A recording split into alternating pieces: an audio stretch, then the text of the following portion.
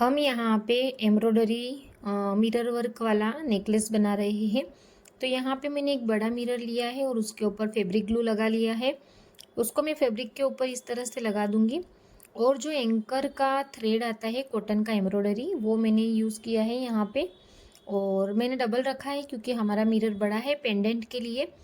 तो मैंने यहाँ डबल धागा रखा है और यहाँ पे मैं क्रॉस बना लूँगी। क्रॉस के अंदर से इस तरह से फिर से एक बार निकालूंगी और फिर जब लास्ट बार निकालूंगी तब ये सारे थ्रेड के नीचे से मैं सुई निकालूंगी और फिर वो सुई को वापस ऊपर की ओर से नीचे की साइड लेके फिर हमें इस तरह से क्रॉस करना है ताकि हमारे सारे धागे मिलके एक नोट लग जाएंगे। और फिर हमें यहाँ से एक धागा निकालना है, फिर इस तरह से सुई नीचे की साइड से निकालना है, फिर वापस ऊपर की ओर हमें सुई लेके इस तरह से आटी बनानी है इस धागे के ऊपर। अब हमें फैब्रिक के अंदर नीचे की साइड ले जाना है इस तरह से, फिर हमें वापस ये दूसरी साइड से निकालना है और इस तरह से हमें नीचे की साइड से निकालना है, फिर इस तरह से वापस उसको लाके इस तरह से क्रॉस करना है और इस तरह से निकाल लेना है। अब वापस हम इसी तरह से मैंने 3 टाइम्स किया है ताकि जो हमारा जो ये क्रॉस बना हुआ है और जो बीच में गैप है ये आधे तक हमारा एम्ब्रॉयडरी वर्क हो जाना चाहिए, मतलब आधा पार्ट इससे एम्ब्रॉयडरी से भर जाना चाहिए और दूसरी साइड का भी आधा ही इस तरह से भर जाएगा। तो ये पूरी पेटल्स के शेप में ये कंप्लीट हो जाएगा एम्ब्रॉयडरी वर्क होके। इसी तरह से मैं ये पूरा ही कंप्लीट कर लूँगी। ये पूरा कंप्लीट हो गया है हमारा। अब यहाँ पे मैं पेंडेंट के आसपास पूरा ये सिल्वर घुंघरू लगा रही हूँ। इस तरह से मैं जितना बड़ा पेंडेंट सर्कल बन रहा है उतना सर्कल भर के मैं घुंघरू लगा दूंगी और फिर नीचे की साइड से इस तरह से धागा निकाल लूँगी।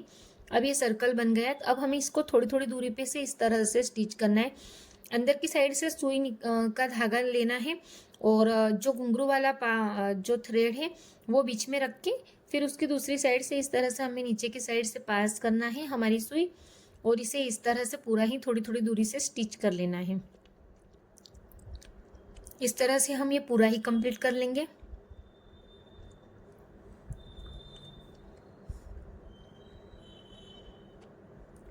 अब ये हमारा कंप्लीट हो गया है। अब यहाँ पे मैं कोड़ी लगाऊंगी और कोड़ी का जो शेप वाला भाग है वो हम ऊपर की साइड रखेंगे। तो हम नीचे की साइड से धागा निकाल के वापस ऊपर की साइड से हम निकालेंगे और इस तरह से हम जहाँ से हमारी घुंघरू हमने लगाई है वहाँ पे हमें धागा ले लेना है। इस तरीके से पूरा ही मतलब ये जो कोड़ी है वो मैंने आधे तक लगाई है। आप चाहे तो पूरा पेंडेंट भर के भी लगा सकते हैं। इस तरीके से मैं पीछे की साइड से नोट लगा लूँगी। ये पेंडेंट बन के रेडी हो गया। अब जब हम नेकलेस बनाएंगे, मैं लॉन्ग नेकलेस बना रही हूँ तो साइड की जो पट्टी रहती है लॉन्ग नेकलेस की वो बनाना है। तो यहाँ पे मैंने छोटे मिरर लिए हैं और छोटे मिरर के लिए मैंने धागे को डबल नहीं बल्कि सिंगल रखा है और इस तरह से सेम उसी तरह से क्रॉस बनाना है हमें और वापस इस तरह से सारे धागे को मिला के एक नोट लगा देनी है लास्ट क्रॉस बनाते टाइम। और यहाँ पे इस तरीके से हमें नीचे की साइड से सुई धागे के नीचे से निकाल के वापस उसी धागे पे से वापस एक बार नीचे से निकालना है ताकि ये हमारी एक नोट लग जाए।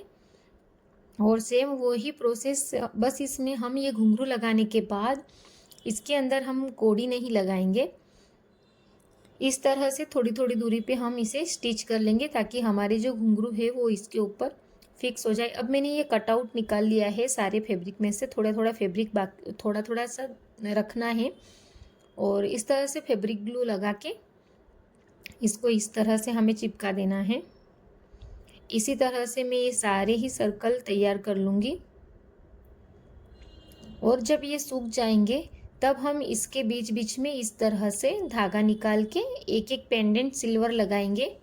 ये इस तरीके से ये पेंडेंट लगा लेंगे इसी तरीके से। अब वापस यहाँ पे सुई का जो धागा है हमारा वहाँ पे नोट लगा के इसको कट करके इस तरह से ऊपर की साइड हमें इसको स्टिच कर लेना है।